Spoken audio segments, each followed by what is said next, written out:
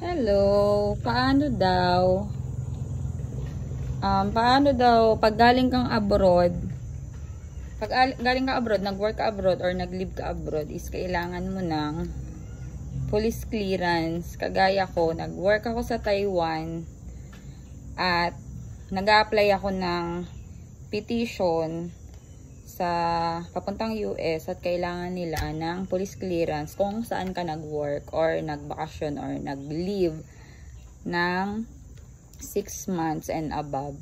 At ako nga, nag-work ako sa Taiwan. So, hinanapan ako ng police clearance at ito, dumating na. May dalawang option. Pag nasa Pilipinas ka na, may dalawang option kung paano ka makakuha ng police clearance sa Taiwan. Pupunta ka ng MECO. Una, either pupunta ka ng MECO sa Manila o kaya naman ay magpapatulong ka sa kakilala mo na nasa Taiwan.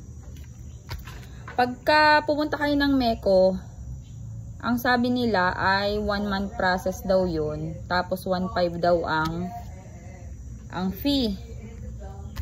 So, syempre mamamasahe ka pa, syempre magugutom ka, abala, pagod, ganyan. So, naghanap na lang ako ng kaibigan or kakilala sa Taiwan. At ang dami kong minessage sa Taiwan. Sobrang dami kong minessage na mga dati kong nakasama sa trabaho, mga dati kong naging kaibigan, mga dati kong nakasama. At sa sobrang dami nila as in, yung iba pa doon umutang sa akin.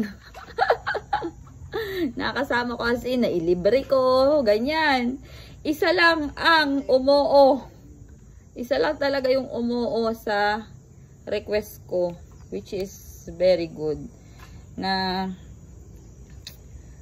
pwede ko siyang i-recommend sa inyo. Pero syempre, sabi ko, willing naman ako mag-pay. Basta matulungan niya ako. Ayun, pero napakabait niya, hindi siya humingi ng bayad. Ang sabi niya, ibalik ko lang daw yung mga nagastos niya, sabi niya sa akin. So, ito na. Tingnan natin ang police clearance ko from Taiwan. Advice ko lang din, no. Ayan. Advice ko lang din sa mga nagtatrabaho abroad. Before kayo umuwi ng Pilipinas, kumuha na kayo ng police clearance. Dahil hindi nyo alam, sooner or later, biglang gusto nyo palang mag-Canada, mag-US. Kasi Canada at US, parang sila yung naghahanap ng police clearance. Kasi galing akong Europe before, hindi naman ako hinanapan. Pero dito nga sa US, kailangan. May isa pa nga akong problema yung police clearance ko nga sa Europe kasi nga nag-stay ako sa Europe dati.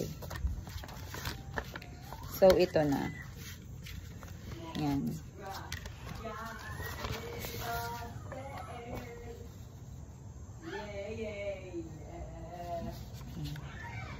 Ito na.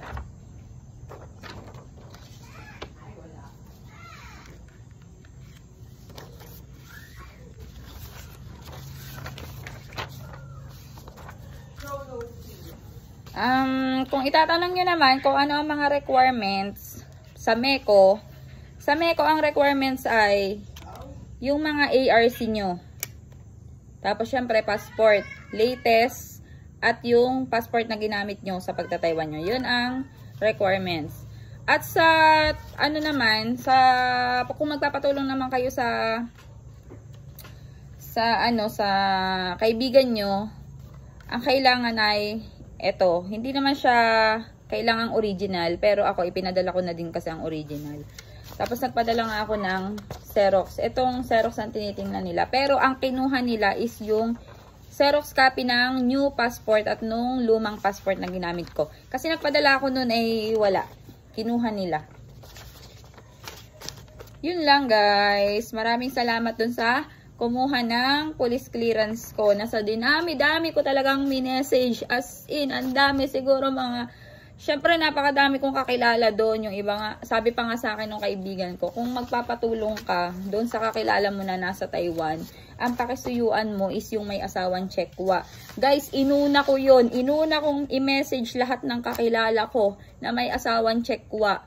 As in, busy daw sila, may trabaho, pero makikita mo na mama siya lang. Ibig sabihin, ayaw kanilang tulungan.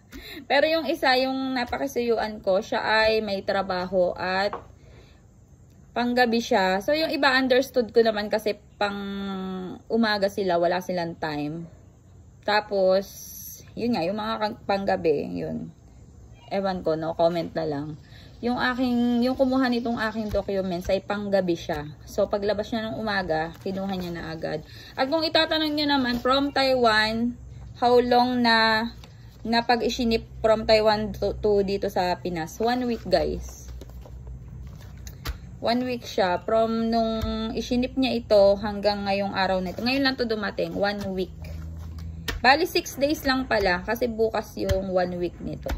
Okay guys, salamat. Tanong lang kayo sa akin kung may concern or question kayo na hindi malinaw sa nasabi ko sa video.